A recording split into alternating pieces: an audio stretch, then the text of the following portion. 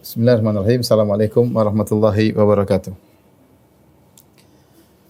Alhamdulillahi ala ihsani wa syukru lahu ala taufiqihi wa amtinani wa asyhadu an la ilaha illallah wahdahu la syarika lahu ta'ziman li sya'ni wa asyhadu anna Muhammadan abduhu wa rasuluhu da'ila ridwanih. Allahumma salli alaihi wa ala alihi wa ashabihi wa ikhwani. Rekan-rekan yang dirahmati Allah Subhanahu wa taala, Majelis Ta'lim Qalbun Salim yang dirahmati oleh Allah Subhanahu wa taala, kita lanjutkan bahasan kita dari Riyadhus Shalihin. Kita masuk pada bab ke-13, bab bayani kathrati turukil khair, bab tentang penjelasan bahwa jalan-jalan kebaikan itu banyak. Jalan-jalan itu kebaikan itu adalah banyak. Bab ini adalah kelanjutan dari bab-bab sebelumnya. Pada bab sebelumnya kita telah bahas tentang al-mujahadah, berjuang dalam beribadah kepada Allah Subhanahu wa taala. Kemudian juga bab yang setelahnya al-hathu alal isdiyad minal khair, ya. Bab tentang yang kita bahas pada pertemuan lalu, ya, bab tentang menambah kebaikan fi awakhiril umur, di akhir umur. Dan sekarang kita bahas tentang bab penjelasan banyaknya jalan kebaikan. Artinya ketika syariat menyuruh kita untuk berjuang dalam beramal soleh, kemudian terutama ketika usia sudah di akhir usia, maka kita semakin dituntut untuk berbanyak amal soleh. Nah, amal soleh yang bisa kita lakukan apa saja? Ternyata banyak. Oleh karenanya Imam Nawawi rahimahullahu taala membawakan bab ini untuk menjelaskan bahwasanya amal soleh yang bisa kita kerjakan sangatlah banyak modelnya. Ya, terkait dengan iman, terkait dengan zikir, terkait dengan salat, ibadah kita dengan Allah Subhanahu wa taala, terkait dengan interaksi kita dengan orang lain. Ternyata pintu kebaikan sangat banyak. Maka seorang jika dibukakan untuk bisa melakukan sebanyak-banyaknya amal soleh dari segala sisi, maka itu yang terbaik. Jika tidak mampu, maka dia lakukan apa yang bisa dia lakukan. Ya, maka dia tidak mampu jika apa yang dia bisa lakukan. Oleh karenanya, sebagaimana dijelaskan oleh Imam Malik rahimahullah taala, beliau berkata bahwasanya amal soleh itu seperti al-arzaq, seperti rezeki yang Allah berikan kepada hamba-hambanya. Ada orang yang dibukakan amal soleh berupa jihad, ada yang orang dibukakan amal soleh berupa dakwah, ada yang orang dibukakan amal soleh berupa sedekah, ada yang orang dibukakan amal soleh berupa puasa sunnah, ada yang dibukakan amal soleh dengan Al-Quran, pengajar Al-Quran, ada yang dibukakan amal soleh sebagai istri soleha, banyak amal soleh sebagai suami yang soleh, ada yang bukan amal soleh dengan berbagai macam model, ya. Ada yang sholat malam, sehingga ternyata jalan-jalan kebaikan sangat banyak. Maka kapan Allah bukakan kita jalan kebaikan, kita berusaha melakukannya. Seperti biasa, Imam Nawawi rahimahullahu taala membawakan banyak dalil yang menunjukkan akan bab ini, bahwasanya amal soleh itu sangat banyak, ya. Saya katakan tadi bahwasanya amal soleh itu seperti rezeki, Allah bagi-bagi. Ada yang dibukakan rezeki jadi petani, yang dibukakan rezeki jadi tukang, ada yang dibukakan rezeki sebagai dokter, ada yang dibukakan rezeki sebagai pedagang, macam-macam. Dan jika Allah sudah membukakan jalan kebaikan bagi kita, kita tekuni. Kita tekuni dengan berusaha beramal soleh dengan berbagai macam modelnya. Tapi ada yang Allah bukan bagi kita, maka kita tekuni. Oleh karenanya ketika ada seorang mengkritik Imam Malik, dia berkata, wahai Imam Malik, artinya Imam Malik dakwah mungkin jihadnya kurang, maka dia menasihati Imam Malik. Maka Imam Malik mengatakan bahwasanya amal soleh itu seperti arzak, dan apa yang Allah bukakan untukmu belum tentu lebih baik daripada yang Allah bukakan untukku. Artinya engkau dibukakan pintu jihad, belum tentu lebih baik daripada yang Allah bukakan kepadaku tentang pintu ilmu. Ya. Masing-masing menjalani apa yang Allah bukakan baginya. Ya. Taib, kita bacakan ayat-ayat yang terkait dengan bahwasanya amal soleh itu banyak. Di antaranya, Al-Imam Nawawi membawakan firman Allah, "Wa ma taf'alu min khairin fa innallaha bihi alim." Kebaikan apapun yang kalian lakukan, sungguhnya Allah mengetahuinya. Di sini min khairin, ya, kebaikan apapun, menunjukkan keumuman, ya. Wa ma taf'alu min khairin, ya, dalam konteks syarat, apapun yang kalian lakukan, maka Allah mengetahui. Kita tahu bahwasanya isim nakirah dalam konteks kalimat syarat, maka memberikan faedah keumuman. Jadi kebaikan apapun yang kalian lakukan, maka Allah Maha mengetahui. Tatkala Allah mengatakan kebaikan apapun yang kalian lakukan, Allah tahu, mengisyaratkan kebaikan bukan satu jenis. Artinya kebaikan apapun, jenis apapun, model apapun, besar atau kecil, apapun kebaikan yang kalian lakukan. Ini dalil bahwasanya turukul khair katsirah. Jalan-jalan kebaikan banyak karena Allah mengatakan kebaikan apapun. Perkataan Allah, kebaikan apapun isyarat bahwasanya kebaikan itu banyak modelnya. Ya, kebaikan besar, kebaikan kecil, kebaikan terlihat yang tidak terlihat, kebaikan masalah iman, masalah perbuatan banyak ya. Sama dengan ayat ini juga dalam surat Al-Baqarah ayat 197, "Wa ma taf'alu min khairin ya'lamhu Allah." Sama. Di sini apapun kebaikan yang kalian lakukan, ya'lamhu Allah, sama khairin di sini isim nakirah datang dalam konteks syarat. Ya, wa ma taf'alu min khairin, makanya jawab syaratnya dengan majzum, ya'lamhu Allah. Ya, kalau kita artikan dalam bahasa Indonesia, kebaikan apapun yang kalian lakukan, niscaya Allah mengetahuinya. Kebaikan apapun, sama seperti ayat yang pertama tadi dijelaskan, isyarat bahwasanya kebaikan itu banyak modelnya. Ya. Maka seorang berusaha melakukan amal soleh sebanyak-banyaknya. Kemudian juga firman Allah Subhanahu Wa Taala, wa qala Taala, faman ya'mal mithqala dzarratin khairan yarah. Siapa yang melakukan kebaikan, meskipun seringan dzarrah, maka dia akan melihat hasilnya. Dan ini sudah sering disampaikan, dzarrah ada khilaf di kalangan para ulama tentang makna dzarrah, tapi sebagian Ibnu Jauzi menyebutkan 5 makna, tapi intinya dzarrah itu ada yang mengatakan dzarrah artinya semut kecil. Semut kecil kalau diletakkan di timbangan hampir tidak terdeteksi beratnya berapa. Ada yang mengatakan kepala semut, dzarrah itu kepala semut. Ada yang mengatakan dzarrah adalah kalau kita pukulkan tangan ke tanah, maka kita ambil butiran dari tanah dari tangan kita, itulah dzarrah. Ada yang mengatakan lebih kecil dari itu. Dzarrah adalah kalau ada lubang, kemudian ada cahaya masuk terlihat partikel-partikel kecil. Kalau kita ambil satu, yang kalau tidak ada cahaya tidak terlihat partikel tersebut. Kita ambil satu namanya dzarrah. Intinya dzarrah adalah ungkapan dalam bahasa Arab untuk menjelaskan sesuatu yang paling kecil, sesuatu yang paling ringan. Allah mengatakan, kebaikan apapun yang kalian lakukan, meskipun seringan dzarrah, hampir-hampir tidak terdeteksi beratnya, maka akan engkau lihat hasilnya. Akan ada balasannya. Ini isyarat bahwasanya seorang melakukan kebaikan apapun dan kebaikan ini, kebaikan itu, dia berusaha melakukannya karena akan ada balasannya. Kemudian juga Allah berfirman, "Man 'amila shalihan fali nafsihi." Siapa yang melakukan amal saleh apapun, ya sama ini juga shalihan isim nakirah datang dalam konteks syarat. Man, siapa yang melakukan amal saleh? Amal saleh apapun, besar kecil, terlihat enggak terlihat, maka untuk dirinya sendiri. Isyarat bahwasanya seorang berusaha melakukan amal kebajikan karena itu kembali untuk dirinya. Maka jangan malas untuk beramal saleh, dia akan merasakan hasilnya ketika dia meninggal dunia. Bahkan di dunia sudah rasakan hasilnya, apalagi setelah dia masuk dalam alam lain, alam berikutnya, alam barzakh. Kita hidup ini saling menasihati, semangat beramal saleh yang bisa kita lakukan.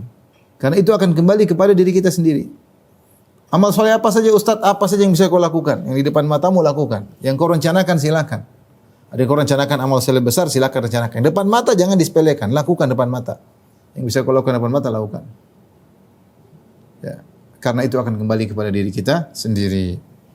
Ini semua ayat-ayat menjelaskan bahwasanya amal soleh itu bermacam-macam dan semuanya akan ada balasannya, kecil atau besar, terlihat atau tidak terlihat, terkait dengan amal batin atau amal jawarih, anggota badan, terkait dengan diri kita kepada Allah, dengan orang lain atau dengan orang lain, semuanya akan ada balasannya dan itu kembali untuk kita sendiri.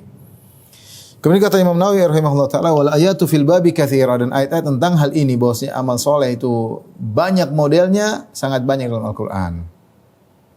Taib. Ini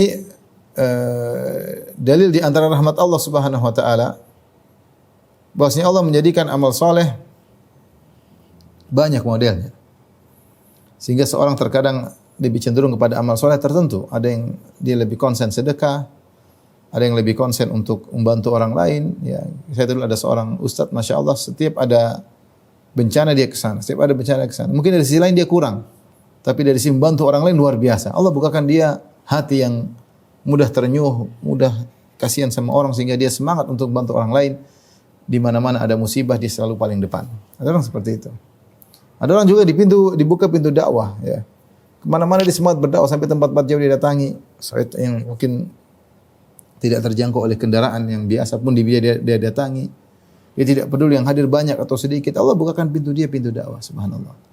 Ada yang Allah bukan pintu dia, pintu menulis. Mungkin dia dakwah tidak sebanyak, tidak begitu banyak, tapi tulisannya luar biasa. Tulisannya luar biasa. Selalu produktif dalam menulis sehingga beri manfaat kepada orang lain. Ya. Dan ada sebaliknya mungkin tulisan kurang tapi dakwahnya banyak. Ya orang bukakan subhanallah pintu-pintu kebaikan. Dan ini adalah rahmat dari Allah Subhanahu wa taala. Abwabul khair katsirah, pintu-pintu kebaikan banyak. Makanya Allah mengatakan fastabiqul khairat, berlomba-lomba dalam kebaikan-kebaikan. Allah datangkan dengan lafal jama' al khairat, menunjukkan kebaikan itu banyak. Plural, al khairat, berlomba dalam kebaikan-kebaikan, bukan satu kebaikan saja. Kebaikan-kebaikan banyak berlomba. Demikian juga kata Allah menyebut tentang para anbiya, kata Allah para nabi, innahum kanu yusari'una fil khairat. Mereka para nabi bersegera dalam kebaikan-kebaikan.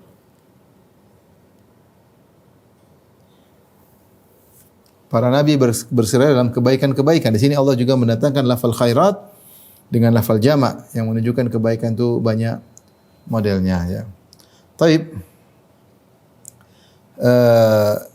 Di antara kebaikan yang disinggung oleh Syekh Muhammad bin Shalih Al-Utsaimin rahimahullahu taala, terutama di zaman sekarang ini hendaknya kita berpacu untuk melakukan kebaikan tersebut, kata beliau menuntut ilmu.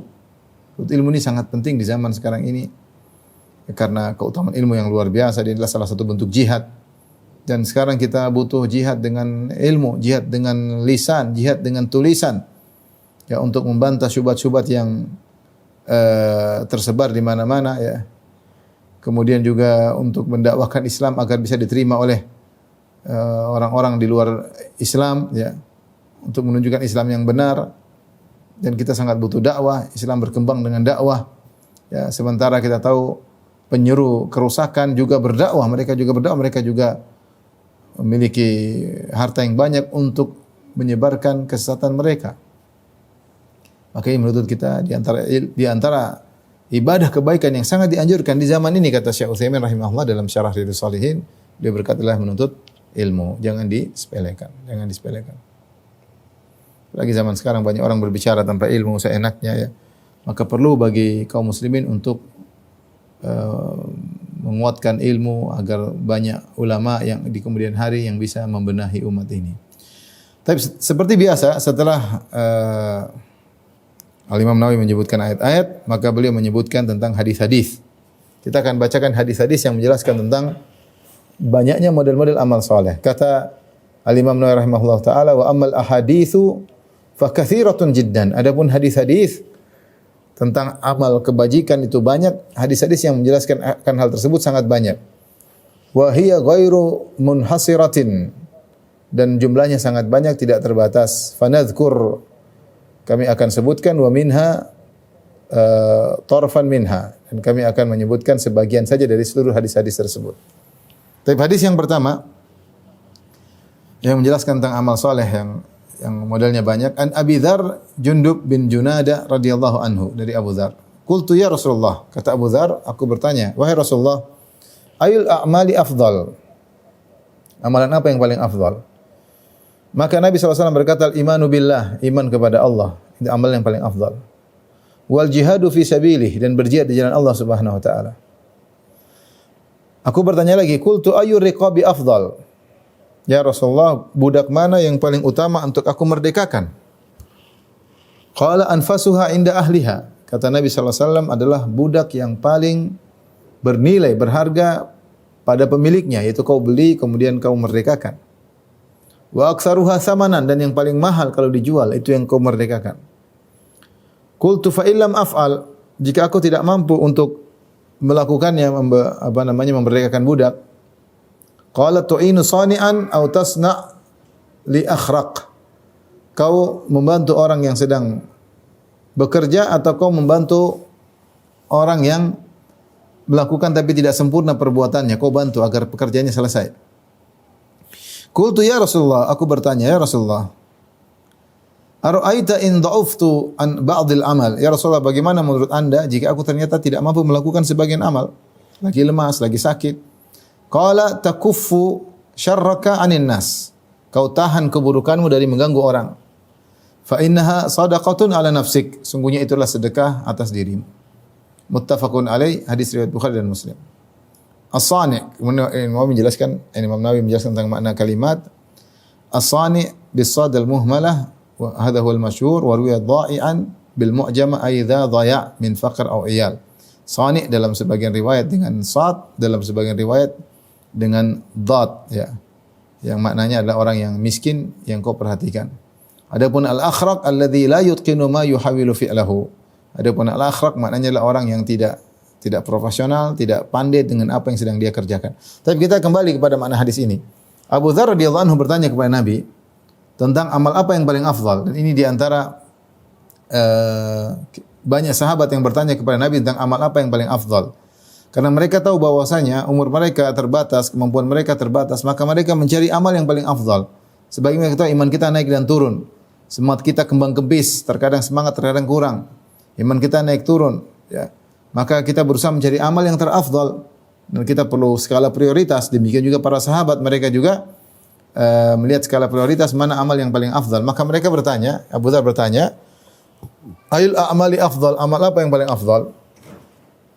Maka apa jawaban Nabi SAW? Al-imanu billah. Perhatikan di sini, ini salah satu bentuk kebaikan. Iman billah, terkait dengan iman kepada Allah. Para ulama menjelaskan maksudnya, perbaikilah imanmu kepada Allah, itu amal yang paling afdal. Ya, tawakalmu perbaiki, husnudzanmu perbaiki kepada Allah. Ya. Iman kepada takdir dengan benar. Ketergantunganmu kepada Allah tingkatkan.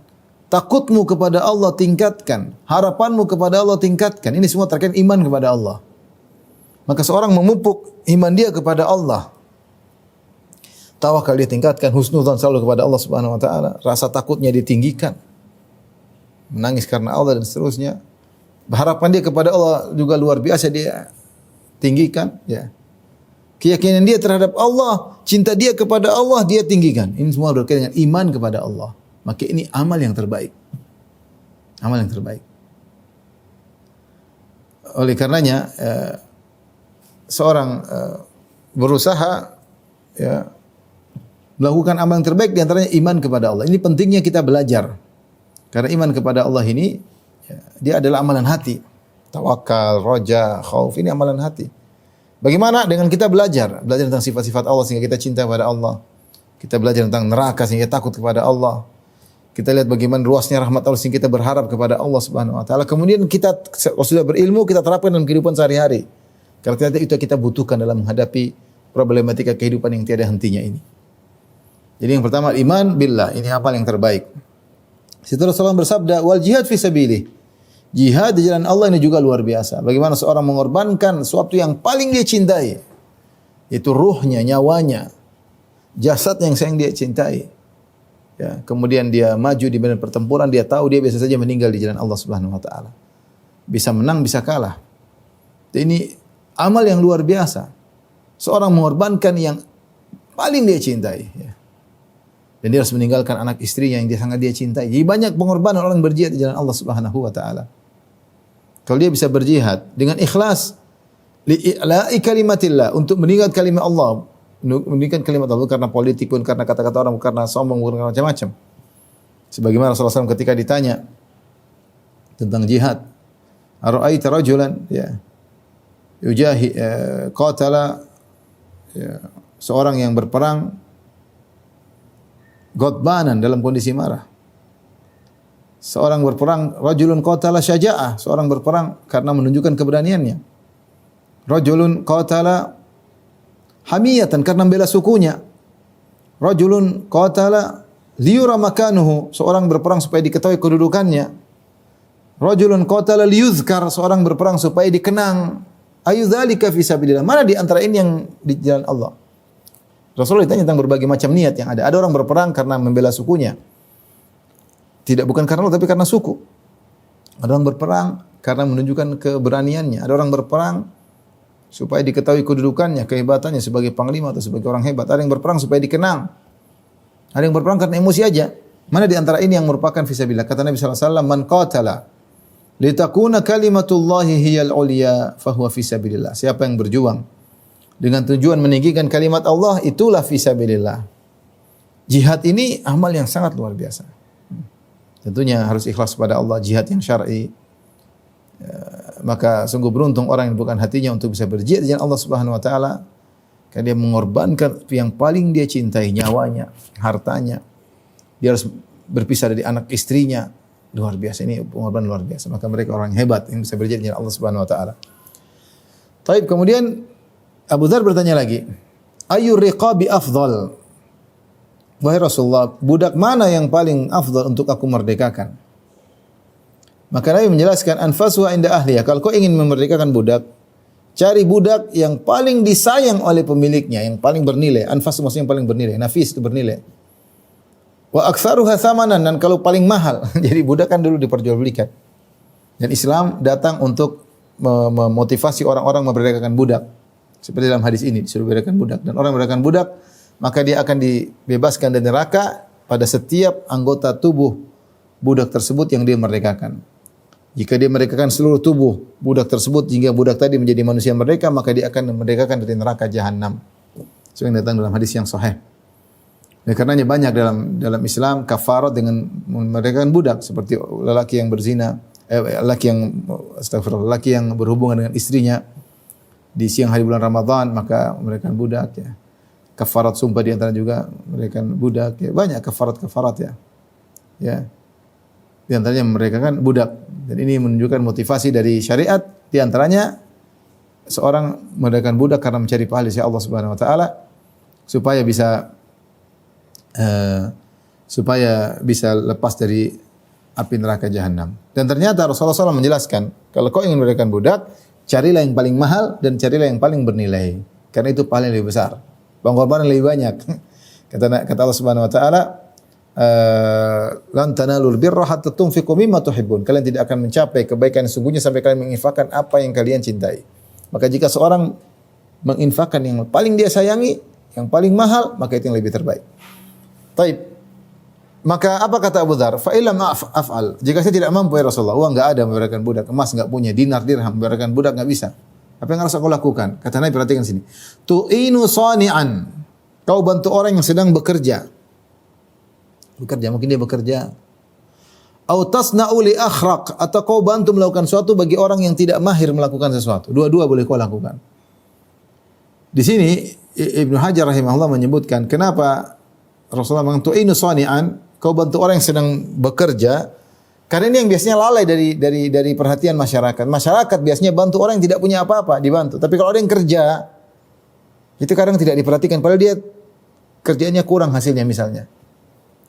Makanya seorang jangan hanya membantu orang yang minta-minta, yang tidak mampu. Kadang bantu orang yang sedang bekerja, dia jualan tapi kurang laku misalnya. Dia ke kantor tapi gajinya kurang. Dia sudah berusaha, tetapi hasilnya kurang. Ini dibantu. Yang biasanya orang-orang seperti ini yang terluputkan dari bantuan masyarakat. Karena masyarakat melihat yang tidak ada kerjaannya, yang mengemis misalnya, tapi yang bekerja apalagi pakai dasi, apalagi kelihatannya tidak perlu dibantu. Ternyata mereka perlu dibantu. Ini antara kata Allah, lisaili wal mahrum. Kau memberi nafkah atau bantuan sedekah kepada orang meminta-minta dan orang yang tidak meminta-minta. Di antara bentuk orang yang tidak minta-minta yang dia bekerja. Ini terkadang malah lebih diperhatikan karena dia sudah berusaha namun tidak mampu. Maka hendaknya diperhatikan ya. Au tasna'u li akhraq, atau kau bantu orang yang sudah bekerja kau lihat namun tidak sempurna. Dia bikin sesuatu ternyata salah. Mungkin dia lagi perbaiki ban, susah kau bantu. Lagi perbaiki mobil susah kau bantu ya. Dia bikin sesuatu tidak selesai pekerjaannya kau bantu, itu juga pahalanya besar. Termasuk amalan yang paling afdal. Subhanallah. Termasuk amalan yang paling afdal.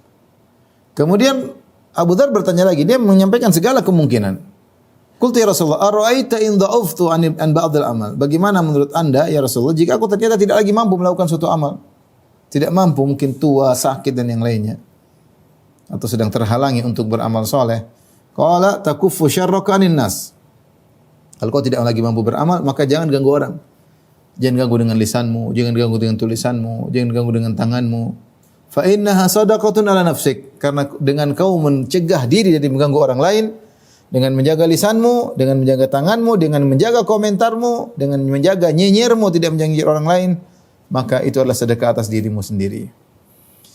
Ini hadis agung dibawakan Imam Nawawi untuk menjelaskan bahwasanya pintu kebaikan banyak. Iman kepada Allah pintu kebaikan, jihad fisabilillah pintu kebaikan, memerdekakan budak merupakan pintu kebaikan, ya. Membantu orang yang sedang bekerja juga pintu kebaikan, membantu orang yang kerjaannya belum beres juga pintu kebaikan. Menahan diri dari mengganggu orang juga pintu kebaikan. Sehingga kalau begitu pintu kebaikan banyak. Tidak bisa ini ya begini, tidak bisa ini ya begini. Banyak pintu kebaikan. Maka jangan seorang malas. Tidak ada alasan bagi kita untuk malas. Karena pintu kebaikan banyak. Tidak bisa begini, masih bisa begini. Tidak bisa begini, masih bisa begini. Kemana depan kita ada pintu kebaikan. Taib. Kita lanjut hadis berikutnya. Hadis kedua. Juga dari Abi Dzar. An Abi Dzarrin aidan. Dari sahabat Abu Dzar juga. Radhiyallahu anhu. Anna Rasulullah SAW qala, Rasulullah SAW bersabda, yusbihu ala kulli sulama min ahadikum sadaqah. Bahwasanya wajib setiap pagi atas setiap sendi kalian wajib untuk disedekahin. Fa kullu tasbihatin sadaqah, setiap tasbih adalah sedekah. Wa kullu tahmidatin sadaqah, mengucapkan alhamdulillah adalah sedekah. Wa kullu tahlilatin sadaqah, mengucapkan la ilaha illallah juga sedekah. Wa kullu takbiratin sadaqah, mengucapkan Allahu akbar sedekah. Wa amrun bil ma'rufi sadaqah, engkau menyuruh kepada kebaikan itu juga sedekah. Wa nahyun 'anil munkari sadaqah, engkau mencegah dari kemungkaran juga adalah sedekah. Wa yujzi'u min dzalika, dan sudah mewakili ini semua rakaatani yarka'uhuma minad duha. 2 rakaat yang dia lakukan ketika di waktu duha. Rawahu Muslim, hadis riwayat Muslim. Sulama dengan mendhammahkan sin su, kemudian lamnya tanpa tasydid sula, kemudian mimnya di fathah. Sulama maknanya adalah mifsal, yaitu sendi. Perhatikan di sini Rasulullah SAW menjelaskan tentang di antara kewajiban yang harus kita tunaikan adalah kewajiban atas nikmat kesehatan yang Allah berikan kepada kita. Bahwasanya Allah yang menciptakan kita dan Allah pasang kita, ya. Kata Allah berfirman, ya ayyuhal insanu ma gharraka bi rabbikal karim alladzi khalaqaka fasawwaka fa'adalak fi ayyi suratin ma syaa'a rakkabak. Ya, kata Allah Subhanahu wa taala, alladzi khalaqaka fasawwaka fa'adalak, yang telah menciptakan engkau kemudian menyempurnakan ciptaanmu dan menyeimbangkan ciptaanmu, maka bentukmu diseimbangkan, ya. Fi ayyi suratin ma syaa'a rakkabak, kemudian Allah beri engkau susun di atas bentuk yang Allah kehendaki. Lihatlah manusia ini disusun di atas mifsal, yaitu sendi-sendi, sehingga kita bisa bergerak dengan leluasa, sendi di tangan, sendi di kaki, kita bisa bergerak dengan leluasa, ya. Sendi. Seandainya sendi tersebut hilang, maka hilanglah fungsi dari tubuh kita. Ada sendi dicabut satu, maka fungsi di situ hilang. Oleh karena ini adalah nikmat kesehatan yang kata Nabi wajib untuk disedekahi. Jadi dalil bahwasanya segala nikmat ada yang harus disyukuri. Apa kata Allah Subhanahu wa taala? "Tsumma latus'alunna yauma idzin 'anil na'im." Sungguhnya kalian benar-benar akan ditanya oleh Allah atas kenikmatan yang kalian diberikan oleh Allah Subhanahu wa taala. Apa bentuk syukurnya? Ya, setiap nikmat itu butuh syukur. Butuh ibadah, ya. Kata Allah Subhanahu wa taala, "I'malu ala Dawud syukran." Wahai keluarga Daud, wahai Sulaiman, beramal solehlah sebagai bentuk syukur atas nikmat yang Allah berikan kepadamu. Maka nikmat ada kewajiban kita mensyukurinya. Nah, kata Nabi SAW, ternyata setiap sendi ini ada kewajiban yang harus kita syukuri. Ada sedekahnya, harus disedekahi. Sementara sendi kita sangat banyak.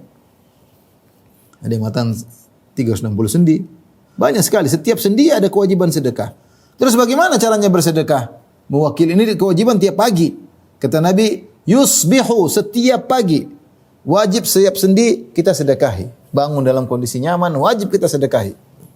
Ya, seandainya Allah cabut satu saja setengah mati hidup kita, maka ini harus disyukuri, hukumnya wajib.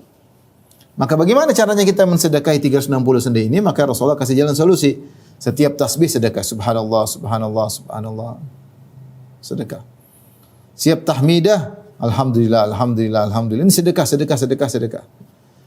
La ilaha illallah, kullu tahlil, la ilaha illallah, la ilaha illallah, la ilaha sedekah. Untuk mensedekahi sendi-sendi kita. Kullu takbiratin sadaqah. Kalau kita enggak bisa sedekah dengan uang, kita sedekah dengan zikir.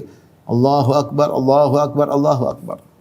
Kalau kita menyeru kepada yang baik, kita datang sama orang, tolong di ini, jangan lupa salat, jangan lupa bertakwa sama Allah. Kita nasihati orang, sedekah. Wa nahyun 'anil munkar, kita larang orang jangan melakukan ini syirik, ini bid'ah, ini maksiat, sedekah. Kata Nabi SAW, yujzi'u min dzalika, dan sudah mewakili ini semua untuk bersedekah atas 360 sendi adalah 2 rakaat salat duha. Rak'atani yarka'uhuma min adh-dhuha. Seorang salat 2 rakaat duha. Ini dalil bahwasanya salat duha dianjurkan setiap hari karena kewajiban kita untuk mensedekahkan sendi-sendi kita setiap hari. Dan kata Nabi SAW cukup diwakili dengan 2 rakaat salat duha. Ini dalil ikhwan dan akhwat yang rahmatillah subhanahu wa ta'ala, majelis salim qalbun salim, bahwasanya pintu ibadah banyak. Pintu ibadah banyak. Tahlil, zikir, di antara pintu ibadah zikir. Tahlil, takbir, ya la haula wala quwwata illa billah, subhanallah, ini semua sedekah. Beramar ma'ruf nahi munkar, kita nasihati kawan kita nasihati di grup, jangan kita remehkan, itu semua sedekah. Untuk siapa? Untuk kita sendiri pahalanya. Melarang dari kemungkaran juga sedekah. Dan di antaranya kita bisa mewakili, mencukupkan itu semua dengan salat 2 rakaat di waktu duha. Imam Nawawi membawakan hadis ini untuk menjelaskan bahwasanya ya pintu-pintu kebaikan banyak. Seorang bisa bersedekah dengan harta, bisa bersedekah juga dengan non harta. Karena namanya persepsi masyarakat, namanya sedekah itu harus dengan harta. Ternyata tidak harus dengan harta. Sedekah juga bisa dilakukan dengan selain harta. Bahkan dalam sebagian riwayat ya, mungkin akan datang riwayat tersebut ya. Intinya Rasulullah SAW bahkan menyatakan terkait dengan hadis tersebut, kata Nabi SAW ya, tu'in rajula ala dabatihi, ya, kau membantu seorang untuk mengurusi barang terhadap ontanya ya. Kau angkat orang tersebut, atau kau bantu dia ngangkat barang di atas untanya ya, atau kau angkatkan barang di atas untanya, atau kau bantu ngangkat barangnya, ini semua adalah sedekah, kata Nabi sallallahu alaihi wasallam. Taib, ini dalil bahwasanya sedekah itu tidak hanya terbatas dengan uang, bahkan bisa juga dengan amal soleh, membantu orang lain, dan juga keutamaan salat duha. Bahwasanya siapa yang salat duha maka mewakili sedekah 360 sendinya setiap hari. Taib, hadis berikutnya, hadis yang ketiga. Anhu, ya, dari Abu Dzar qala Nabi sallallahu alaihi wasallam. Dari Nabi sallallahu alaihi wasallam bersabda, "Uridat alayya a'malu ummati." Bahwasanya dinampakkan bagiku amal-amal umatku. Ya. Hasanuha wa sayyi'uha. Amalan yang baik maupun amalan yang buruk. Rasulullah ditampakkan amalan-amalan para hamba. Fawajadtu fi mahasini a'maliha al-adha yumatu anit tariq. Aku dapati ternyata di antara amalan-amalan yang baik dari yang dilakukan oleh hamba-hambaku adalah gangguan yang dihilangkan dari jalan. Wa wajadtu fi masawi'i a'maliha, dan aku dapati ternyata di antara amalan-amalan buruk dari umatku an-nakha'ah takunu fil masjid la tudfan, yaitu dahak atau ingus dan semacamnya yang terletak di masjid dan tidak dikuburkan, tidak ditutup, tutup dengan tanah. Rawahu Muslim. Hadis riwayat Muslim. Hadis ini ikhwan dan akhwat yang rahmatillah subhanahu wa taala menjelaskan bahwasanya pintu-pintu kebaikan sangat banyak. Dan di antara pintu kebaikan yang mungkin diremehkan oleh sebagian kita adalah menghilangkan gangguan dari jalan. Menghilangkan gangguan dari jalan. Padahal dia, kata Nabi SAW, fawajadtu fi mahasini a'mali. Aku dapati di antara amal terbaik umatku, amal yang baik umatku adalah, di antara amalan-amalan baik umatku adalah menghilangkan gangguan dari jalan. Bahkan Rasulullah SAW pernah menyebutkan, ada orang masuk surga gara-gara menghilangkan gangguan dari jalan. Subhanallah. Bainama rajulu yamshi fi tariqin fawajada ghusna syajarah fi tariq. Ketika dia sedang berjalan di suatu jalan, tiba-tiba melihat ada dahan yang mengganggu di tengah jalan, maka dia pindahkan. Ya, faghafarallahu lahu bihi, maka Allah pun ampuni dia, masukkan dalam ke surga gara-gara dia menghilangkan gangguan dari jalan. Subhanallah. Maka lantas kenapa kita sepelekan amal saleh ini? Padahal apalagi Rasulullah SAW mengatakan, fawajadtu, aku dapati fi mahasini a'maliha, di antara amalan yang baik dari umatku adalah al-adha yumatu anit tariq, yaitu gangguan yang dihilangkan dari jalan. Ini mencakup umum, apa saja gangguan tersebut, bisa jadi kaca, bisa jadi beling maksudnya, bisa jadi botol, bisa jadi batu, bisa jadi dahan, bisa jadi duri, bisa jadi apa saja. Ya, mungkin pecek atau apa kita hilangkan dari jalan orang. Orang sering lewat biar tidak terganggu. Maka kebalikannya berarti di antara amal buruk adalah mengganggu orang lain. Mengganggu orang lain dengan meletakkan gangguan di jalan. Seperti apa? Seperti membuat sampah sembarangan di jalan. Mengganggu orang melihat bau apa segala, enggak enak dilihat. Di antaranya misalnya bikin pecek di jalan, ya, tanpa ada sebab yang harus dia lakukan, dia bikin pecek, buang air sembarangan sehingga orang lewat, baju jadi kotor misalnya, atau banyak hal lah, mengganggu orang di jalan. Atau buang sampah sembarangan, buang comberan sembarangan, akhirnya mengganggu masyarakat. Orang bisa ternajisi lah, macam-macam lah. Ya, ini mengganggu di jalan. Kadang di pasar orang buang air sembarangan sehingga orang lewat kotor, becek. Ini ganggu. Becek ganggu. Ya. Ya. Oleh karenanya, jangan sepelekan amal ini, menghilangkan gangguan dari jalan. Kita lihat ada kayu, kita pindahin, ada paku, kita pindahin, ada beling, kita pindahin. Dapat pahala. Allah tahu. Meskipun tidak ada yang melihat kita, Allah tahu. Karena itu adalah amal soleh. Kemudian Rasulullah SAW menjelaskan sebaliknya, aku mendapati di antara amal buruk dari umatku adalah nakha'a takunu fil masjid la tudfan, yaitu kotoran ingus atau dahak. Dahulu zaman Nabi SAW masjid terbuat dari tanah. Terkadang orang mungkin buang dahak di tanah, tidak ditutup. Harusnya ditutup atau dibersihkan, dikuburin sehingga tertutup dengan tanah sehingga tidak mengganggu. Adapun kalau ditaruh situ kemudian tidak ditertutup, maka ini menjijikkan dan bisa, meskipun dia bukan najis tapi menjijikkan, orang tidak enak, tidak nyaman melihatnya. Salat bisa terganggu karena melihat pemandangan yang tidak baik tersebut, ya. Maka itu di antara amal buruk yang hendaknya dijauhi. Taib. Kita lanjutkan hadis keempat. Ar-Rabi anhu dari Abu Dzar, anna nasan qalu ya Rasulullah. Kata Abu Dzar radhiyallahu anhu, ada sekelompok sahabat berkata, "Ya Rasulullah, dhahaba ahlud duthuri bil ujuri." Wahai Rasulullah, sungguhnya orang-orang kaya telah membawa ganjaran yang banyak. Yusalluna kama nusalli. Mereka salat sebagaimana kami salat. Wa yusumuna kama nasum. Mereka juga puasa sebagaimana kami puasa. Wa yatasaddaquna bi fuduli amwalim, dan mereka bersedekah dengan harta yang mereka miliki, mereka tidak bisa bersedekah.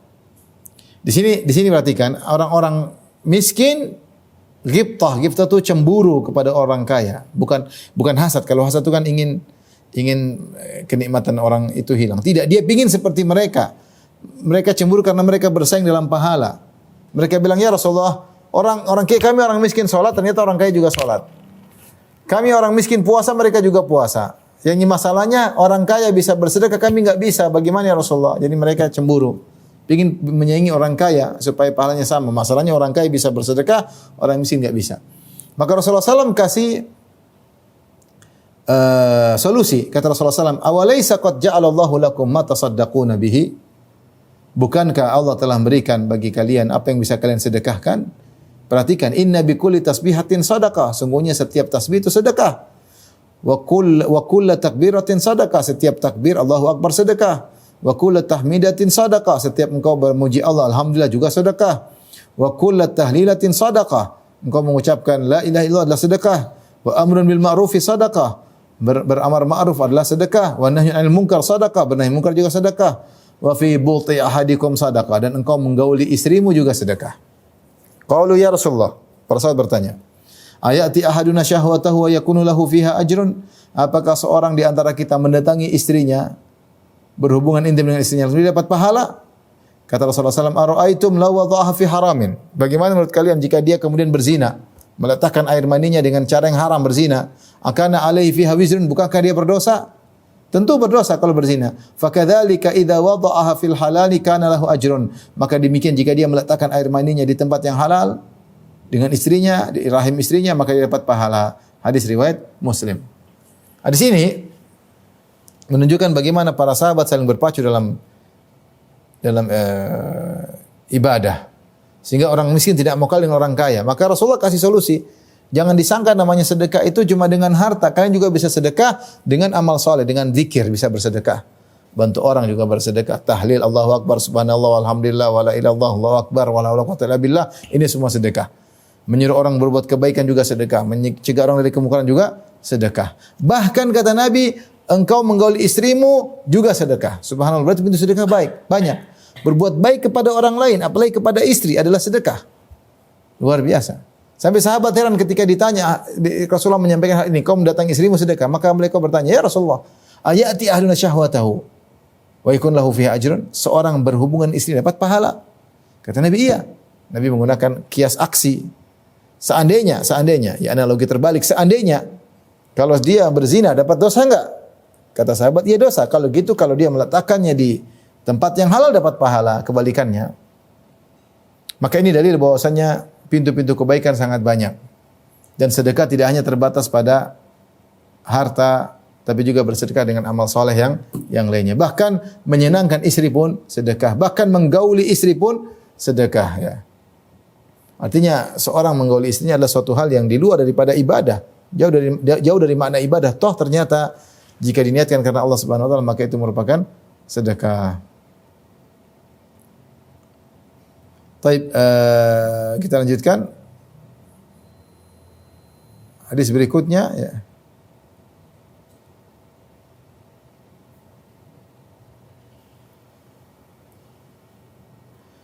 Hadis berikutnya, hadis ke-5.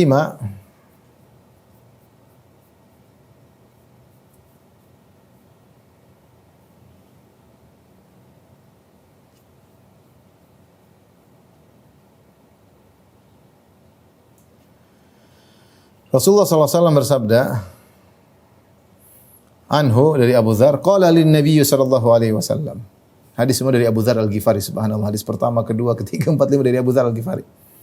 Nabi SAW bersabda, la tahqiranna minal ma'rufi syai'an walau an talqa akhaka biwajhin talik. Janganlah engkau meremehkan kebaikan apapun meskipun hanya sekedar tersenyum ketika bertemu dengan saudaramu. Hadis riwayat Muslim. Ya, hadis riwayat Muslim. Hadis ini juga agung. Agar kita tidak meremehkan kebaikan apapun depan mata kita. Tidak usah kita mikir jauh-jauh. Kalau ada kebaikan yang kita ancangkan dan kita rencanakan, ada. Tapi ada kebaikan yang di depan kita sekedar senyum apa susahnya. Ya.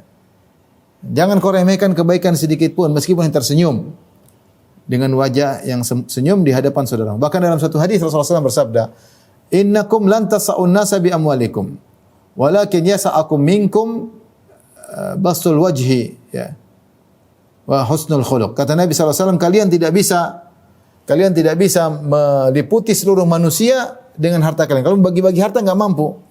Tapi kalian bisa meliputi mereka semua dengan akhlak yang baik dan bastul wajah dengan senyum. Kita bisa senyum sama 1.000 orang, tapi kalau bagi uang sama 1.000 orang nggak bisa. Senyum sama 1.000 orang bisa. Dan senyum kita yang sampai pada 1.000 orang ini semuanya berpahala. Orang senang melihat kita dengan senyuman. Maka dapat pahala. Maka jangan meremehkan kebaikan sedikit pun meskipun tersenyum. Senyum ini ternyata bisa jadi ladang pahala. Kalau kita sering senyum satu hari, kita senyum sama beberapa orang, pahala terus mengalir. Maka ini dalil bahwasanya jangan remehkan kebaikan apa. Mungkin senyum orang tidak apa senyum apa, ada pahalanya di balik senyum. Penting senyumnya ikhlas ya. Senyum ikhlas karena Allah Subhanahu wa taala. Taib, ini dalil bahwasanya Rasulullah melarang kita meremehkan kebaikan apapun. Kenapa ikhwan? Karena kita tidak tahu ya kebaikan mana yang buat kita masuk surga. Kita enggak tahu. Jangan kita remehkan ini, ternyata ini. Kita remehkan amal soleh, ternyata amal soleh ini yang buat kita diampuni oleh Allah. Kita enggak tahu. Maka semua pintu kebaikan sekeliling kita, lakukan aja. Sama istri, sama anak, sama pembantu, sama supir, sama tetangga. Yang bisa kita lakukan. Kalau kita lalai, kita ingin ini. Kenapa kita lalaikan kesempatan pahala? Kita enggak tahu mana pahala yang Allah berkahi. Mana yang Allah perbesar pahala tersebut. Mana yang amal yang menjadikan kita diampuni oleh Allah. Mana amal yang menjadikan kita dimasukkan dalam surga. Kita tidak tahu. Tadi Rasulullah sebutkan ada orang hanya menghilangkan gangguan dari jalan, Allah masukkan dalam surga. Oleh karena jangan pernah meremehkan amal kebaikan apapun. Tapi kita lanjutkan hadis yang ke-6.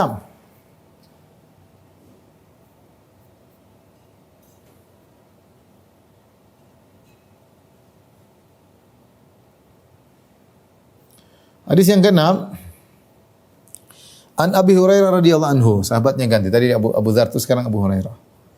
Kalau Rasulullah SAW bersabda, hadisnya maknanya sama. Kullu sulama minan nasi alaihi sadaqah. Setiap sendi ada sedekahnya, wajib. kullu yaumin tatlu fi syamsu, maka setiap hari terbit matahari, ta'dilu bainal isnain sadaqah. Engkau bersikap adil di antara dua orang yang bersengketa, engkau bersikap adil, maka itu sedekah. Wa tu'inu rajula fi dabbatihi fatahmilu alaihi, kau bantu seorang terkait dengan tunggangannya, kau angkat dia untuk naikkan di atas tunggangannya, kau dapat pahala. Au tarfa'u lahu 'alaiha mata'ahu, atau kau bantu angkatkan barangnya di atas tunggangannya. Maksudnya barang taruh di atas onta, atau zaman sekarang kita angkat barang taruh di atas pick up ya, mobil pick up ya. Ini semua adalah sedekah. Wal kalimatu thayyibatu sadaqah, kata yang baik adalah sedekah. Wa bi kulli khutwatin tamshiha ila salati sadaqah, setiap langkah yang kau langkahkan menuju salat adalah sedekah. Wa tumitul adza anit tariqi sadaqah, dan menghilangkan gangguan dari jalan adalah sedekah. Rawahu Muslim aidan min riwayati Aisyah radhiyallahu anha qalat, demikian juga Imam Muslim meriwayatkan dari sahabat Aisyah, kalau tadi dari Abu Hurairah, sekarang dari Aisyah. Bahwasanya Aisyah berkata, qala Rasulullah sallallahu alaihi wasallam bersabda, innahu khuliqa kullu insanin bani Adam ala sittina wa thalathimi'ati mafsil. Sungguhnya setiap anak Adam itu diciptakan di atas 360 sendi. Faman kabbarallaha wa hamidallah, siapa yang bertakbir kepada Allah, mengucapkan alhamdulillah, wa hallalallah, mengucapkan la ilaha illallah, wa sabbahallah, mengucapkan subhanallah, wa astaghfarallah, dan istighfar kepada Allah, wa azala hajaran an tariqin nas, atau menghilangkan batu dari jalan yang mengganggu orang, au syauka, atau menghilangkan duri dari jalan mengganggu orang, au azman, atau tulang yang mengganggu jalan dia pindahin, anit tariqin nas, dari jalan orang ditempuh oleh orang-orang, au amrun bil ma'ruf, atau dia menyuruh kepada kebaikan, au nahyun an munkar, atau mencegah kemungkaran.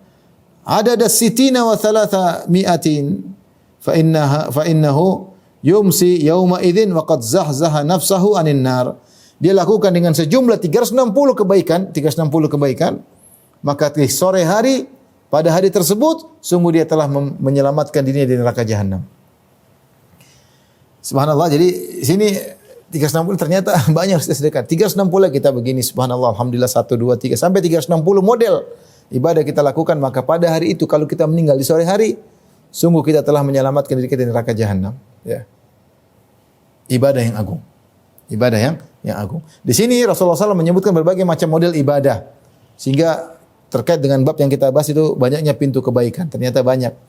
Ya, adil di antara dua orang bersengketa, sedekah, bantu orang naik di atas tunggangannya, sedekah, membantu mengangkat barangnya juga ke tunggangannya, sedekah.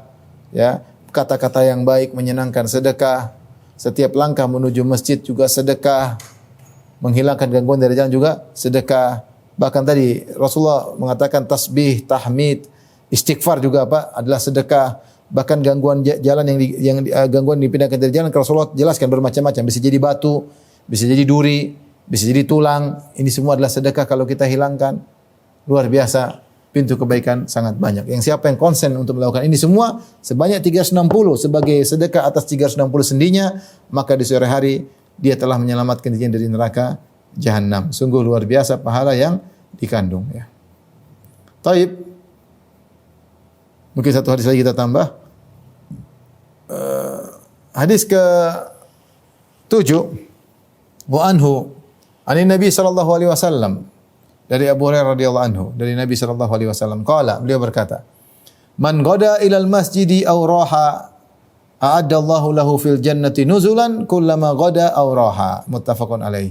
Siapa yang pergi ke masjid, ya, di pagi hari atau pergi di sore hari ke masjid, ya, pergi atau pulang tentunya, ya, maka Allah akan siapkan bagi dia di surga jamuan, nuzulan jamuan di surga. Setiap dia pergi ke masjid, setiap dia pergi ke masjid, ya. Hadis ini, ya,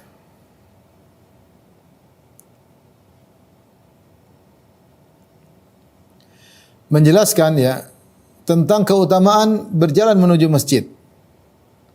Terus apakah di pagi hari ataukah di sore hari, ya, baik pergi maupun pulang, ya, semuanya berpahala.